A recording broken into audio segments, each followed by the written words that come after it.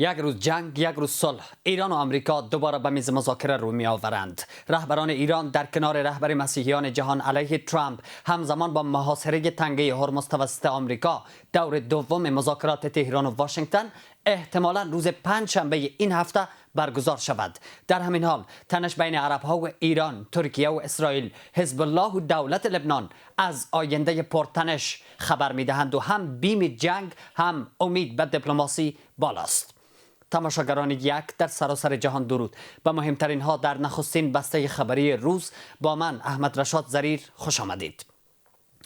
همزمان با آغاز محاصره تنگه هرمز و افزایش تنش‌ها در منطقه و آماده باش نظامی کامل اسرائیل، نیروهای مسلح ایران و سربازان یا نیروهای آمریکایی در منطقه، دوباره صحبت از مذاکرات و توافق و امکان صلح بین تهران و واشنگتن به گوش میرسه. دیشب آقای ترامپ دوباره آمد خبر از این داد که ایران به شدت توافق میخواه و با او تماس گرفته. شماری از رسانه‌های منطقه و غرب همچنان خبر دادند از اینکه گفتگوها، مذاکرات، رد و بدل پیام‌ها و تماس‌های دیپلماتیک بین تهران و واشنگتن و با میانجیگری کشورهای میانجی همچنان ادامه داشته. طی روزهای جنگ حالا و حتی در آستانه آغاز محاصره تنگه هرمز و دریا و بنادر ایران. حالا خبر از این به گوش میرسه که دوباره قرار است همین پنجشنبه در اسلام آباد یا ژنو مذاکرات برگزار شود و یا دور دوم مذاکرات که در اسلام آباد برگزار شده بود ادامه پیدا کند. هرچند بنبست ها در گفتگوها فراوان است، جی ونس که رئیس تیم مذاکره کننده آمریکا در برابر تیم ایرانی به ریاست قالباف در اسلام آباد بود، ضمن مفصل گزارش از گفتگوهای آمریکا با ایران در اسلام آباد گفت که ما خطوط قرمز و خواسته ها و مطالبات خودمان را به طور واضح و روشن به طرف ایرانی منتقل کردیم، ولی اونا استقلالیت و صلاحیت تصمیم گیری نداشتند و نیاز داشتند برن از کسی در داخل ایران اجازه بگیرن و این میتونه مهر تایید و ادعای ایرانی ها باشه که هنوز جمهوری اسلامی ایران زیر رهبری آقای سید مجتبی خامنه‌ای هست که البته از طرف رسانه‌های مثل اسرائیلیوم و دیگر رسانه‌های اسرائیلی دامن زده میشه به اینکه اختلاف بین رهبران ایران به شدت عمیق و رو به افزایش است، ولی این میتونه جنگ تبلیغاتی باشه و آقای ونس تاکید کرد که تیم مذاکره ایران نیاز داشت که بره به کسی، حالا رهبری و هر کسی در ایران مشوره کنه، اجازه او را بگیره و باز بیاید. این مسئله در مورد خود جی ونس و تیم آمریکایی هم صدق میکنه که تلویحاً قبلا خود ونس گفته بود که ما چندین بار با ترامپ در جریان مذاکرات تماس داشتم و تصمیم گیرنده نهایی هم دونالد ترامپ است در مورد جنگ و صلح با ایران و البته تیم مذاکره کننده آمریکا هم رفتن تا اجازه ترامپ را بگیرن، مشوره کنن. گویا قرار است بر سر مواردی که دو طرف به توافق نرسیدن دوباره مذاکره بکنن. یکی از اون موارد این است که در ایران غنا یورانیم متوقف شود، دیگر یورانیم در داخل ایران غنی نشود و به صفر برسه و در کنارش یورانیمی غنی شده اون 453 کیلوگرم که در ایران هست و 60% غنا پیدا کرده و میتونه بمب اتم ساخته شود در صورتی که به 90% برسه، این باید خارج شود. که روسیه هم بار دیگر گفت ما آماده این هستیم که یورانیم ایران به مسکو انتقال داده شود. البته ایران نپذیرفته، نه در دوره آقای خامنه‌ای فقید و نه در دوره خامنه‌ای دوم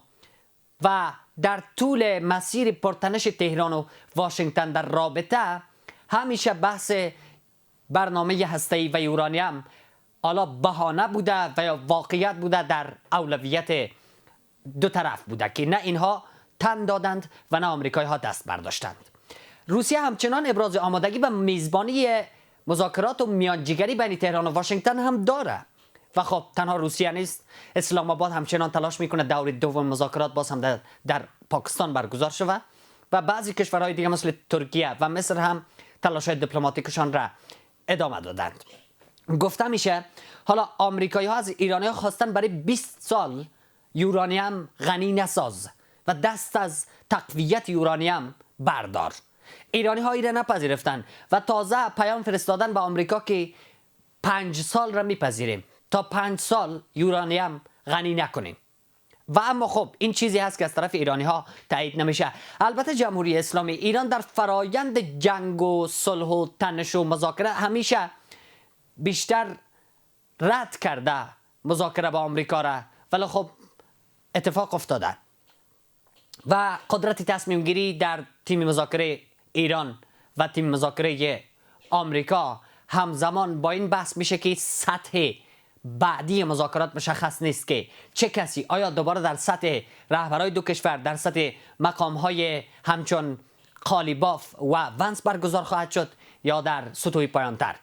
ونس ادعا میکنه که کار در دست آمریکاست، هم توانایی نظامی داره و هم فشار اقتصادی برای ایران. ولی خب ایرانی ها هم میگن ما هم توانایی نظامی برای دفاع داریم و هم فشار نظامی را میتونیم، فشار اقتصادی را میتونیم مهار بکنیم و تنگه هرمز در ملکیت و تحت کنترل ماست.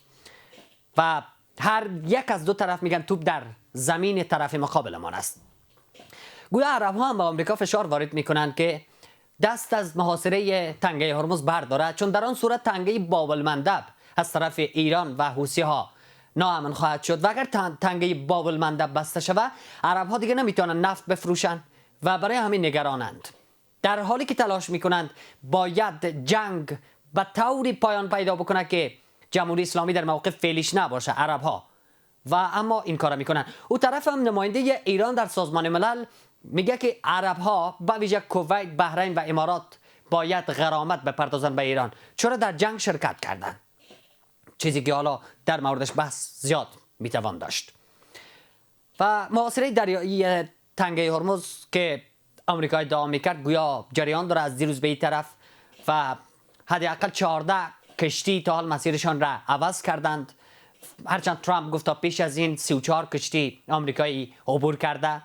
به هر حال بگومگوها و گمانه هایی که کاملا از دو طرف متناقض هست به گوش میرسند، ولی فعلا اوضاع تنگه هرمز دوباره ناامن است و هم ترامپ هشدار داده که قایق‌های ایرانی را نابود خواهم کرد، هم ایران هشدار داده که ناوشکن‌های ایرانی را نابود خواهم کرد. فعلا هم حدود 15 کشتی و ناوشکن آمریکایی در منطقه برای مدیریت تنگه هرمز یا ناامنسازی تنگه هرمز حداقل برای ایران وجود دارند. و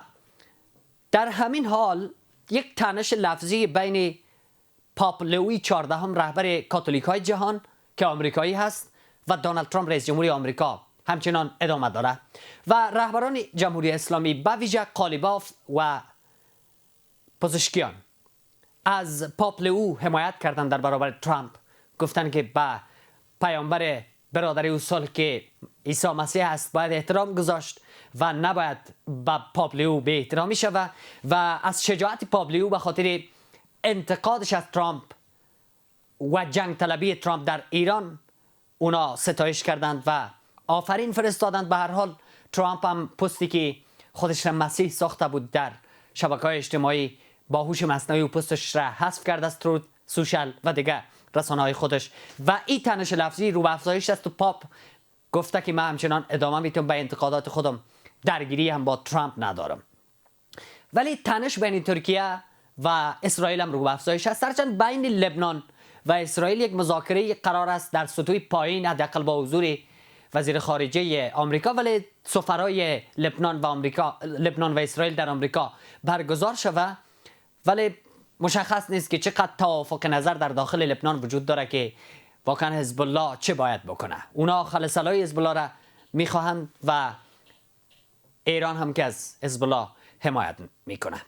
دیده خواهد شد که مسیر دیپلماسی دوباره هموار میشه و یا دو طرف به جنگ تمام عیار باز میگردند. به هر حال آتش بس هنوز برقرار است، 14 روزش کامل نشده. ممنون که بیننده این بسته خبری بودید. تا بسته های خبری دیگر لحظات بکامتان.